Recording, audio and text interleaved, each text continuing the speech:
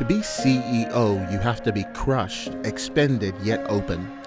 The man or woman at the top has the crown that lays the heaviest. Some women get burned and some are formed in the fire. The victory is not about the peak or the end, it's really about those moments where you couldn't see your friends. It's a game of chess, only all the pieces are alive and want to move their own way. Where the only thing you had was the plan and the vision. They see lack, I see seeds for multiplication. I do this for the freedom, and those sad souls who refuse to come along die in the grave called average. I see things different. Everyone is chosen, but few heed the call. In my job, I chase security or the illusion of it, but in my element, the pain is there to remind me I must be brave enough to chase freedom.